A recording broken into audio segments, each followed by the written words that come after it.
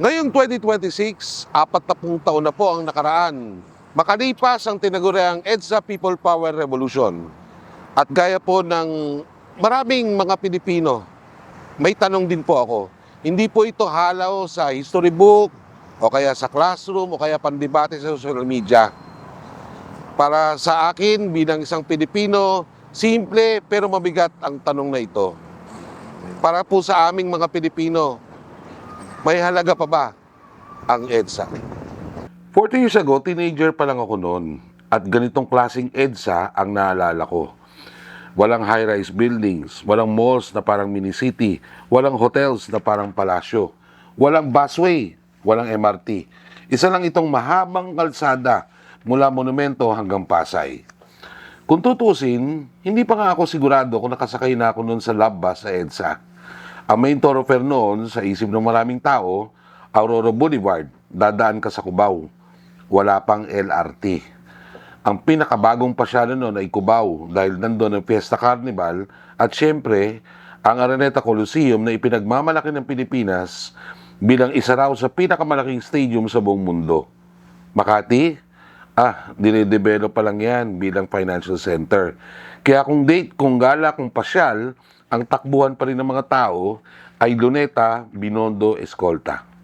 Ngayon, punong-puno ng mga buildings, hotels, schools, at bus terminals at mga malls ang buong Kalakang EDSA. Araw-araw, halos kalahating milyong mga sasakyan ang dumadaan dito. At daang libong pasahero ang sumasakay sa MRT at sa EDSA busway. Kung tutusin, modernong-moderno na pong tignan ang EDSA. Pero may mga bagay po na nananatiling hindi nagbabago. Bako-bakong mga daan, butas-butas na mga kalsada, at uneven. Parang simbolo. Parang nagpapaalala. Kaya ngayon, balak ng pamahalaan na bigyan ng facelift ang EDSA. Kukumpunihin na raw ang mga butas, aayusin ang mga lubak, aalisin ang uneven na daan. Maganda, di ba? Pero nakapagtataka, halos wala kang marinig na papuri mula sa publiko. Nasimula na ito ng DPWH noong December 2025. Ngayong Holy Week, susubukan na naman nilang ituloy. Pero sa taong bayan, parang hindi ito simpleng road repair. Dahil ang EDSA, hindi lang ito kalsada. Ang EDSA ay alaala. At ang alaala ng EDSA ay bittersweet. Bittersweet. Kasi kahit papaano, may naitulong din naman ang EDSA People Power sa buhay nating mga Pilipino. Naibalik ang mga karapatan at kalayaang sibil.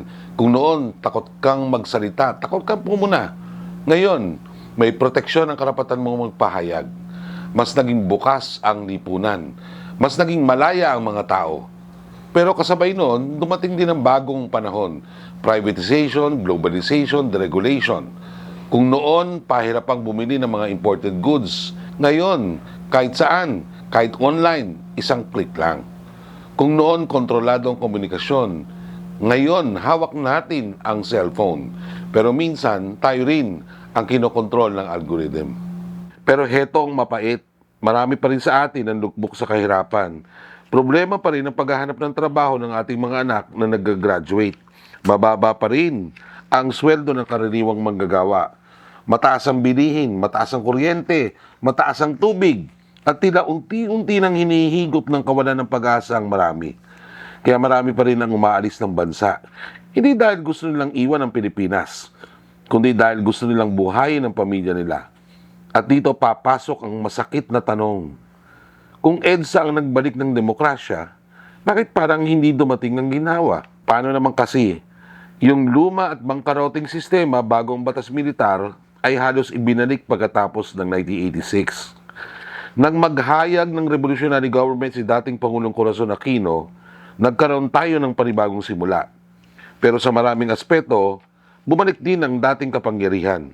Naibalik ang kontrol sa mga elistis ng pamilya. Binuksan ang ekonomiya sa dayuhang pamumuhunan. Layunin, magtayo ng matatag na pambansang ekonomiya. Pero ang lumitaw, sa mata ng maraming Pilipino, ay isang ekonomiyang kontrolado ng iilan. Mga pamilyang may hawak ng negosyo, may hawak ng lupa, may hawak ng kontrata, may hawak ng access. At imbes na mabago ang politika, lalo pa itong na-capture. Both houses of Congress, unti-unting napuno ng mga pamilyang may kanya-kanyang interes sa pagkontrol ng public funds, sa pagkontrol ng local power, at sa pagkontrol ng negosyo. Kumbaga, hindi lang nila pinaglalaroan ang buwis natin, sila pa ang nagiging Panginoon ng bawat syudad at probinsya. Ang tawag doon, elite capture, at mas tumindi ito noong 2022 nang nailuklok muli ang isang Marcos sa Malacanang. Sa mata ng marami, parang umiikot lang ang kasaysayan at ang mas nakatatakot sa pag-ikot na yon, para mas humina ang mga institusyong dapat sana'y nagbabantay. May mga nagsasabing umaabot sa trilyong-trilyong piso ang nawawala sa kaban ng bayan dahil sa sistematikong pandarambong. Hindi ito simpleng kurakot. Kung sistematiko ang pandarambong, pwedeng ubusin ng mga kawatan ang kaban ng bayan. Pwede nilang nakawin ang bawat sentimo ng buwis na pinaghihirapan ng ordinaryong Pilipino. Nang pumutong ang isyu ng malawakang pagnanakaw at corruption network sa mga nakaraang taon, marami ang nagtanong, paano ito nakalusot? Paano hindi ito nakita agad? Nasaan ang mga bantay? Isa sa mga sagot, humina na ang media. Kung noon, puring-puri ang Philippine media, bilang isa sa pinakamalalakas at pinakamalayang media sa buong mundo, ngayon, isa na ito sa mga institusyong pinaka-nanganganib. At kapag humina ang media, humihina ang bantay. At kapag humina ang bantay, lumalakas ang loob ng mga magnanakaw. Humina rin ang civil society. Kung noon, solid ang NGO network, people's organizations, citizens watchdogs. Ngayon, marami ang nagkawatak-watak. May mga lider na namulitika, may mga grupo na naging bahagi na ng sistema, may mga nagsawa, may mga napagod. At kahit ang kilusang revolusyonaryo, humina rin. Hidwa ang ideolohikal, pagod, pagkawatak-watak. Maraming nanatiling nakakulong sa dayuhang ideolohiya na hindi na tumutugma sa karanasan ng ordinaryong Pilipino. At sa huli, ang nangyari, nawala ang mga institusyong naitayo ng taong bayan para protektahan ang taong bayan. At ito tayo darating sa pinakamahalagang punto, kaya bittersweet ang EDSA. Dahil oo, naibalik ang ating mga kalayaan. Pero hindi naibalik ang tiwala. Oo, naibalik ang demokrasya. Pero hindi naibalik ang dignidad ng buhay para sa marami. At ngayon, pag sinabing EDSA, maraming Gen Z ang magtatanong, Sir, ano ba talaga ang naitulong yan sa atin? At maraming Gen X naman ang sasagot, Anak, may naitulong. Pero bakit parang bigo rin tayo? At ito ang mas masakit, hindi lang institusyon ang humina. Humina rin ang pag-asa. Kasi araw-araw nararamdaman ng mga Pilipino ang bigat ng sistema. Sa pila, sa traffic, sa presyo ng bilihin, sa ospital, sa trabaho, sa sahod. At kapag ganito na ang pakiramdam ng mga tao, madidili silang kapitan ng simpleng mensahe, simpleng kwento, simpleng kontrabida, simpleng solusyon.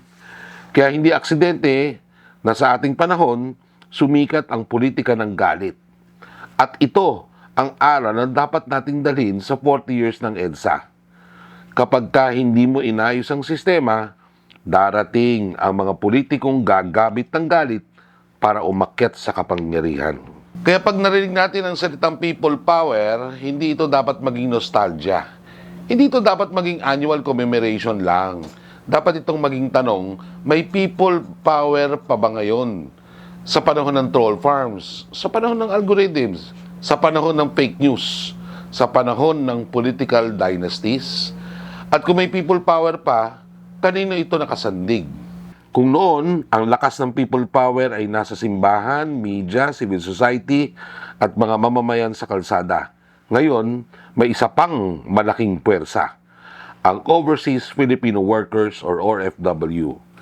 Marami sa kanila ang lumalabas hindi dahil ayaw nila sa Pilipinas, kundi dahil hindi sila mabuhay dito.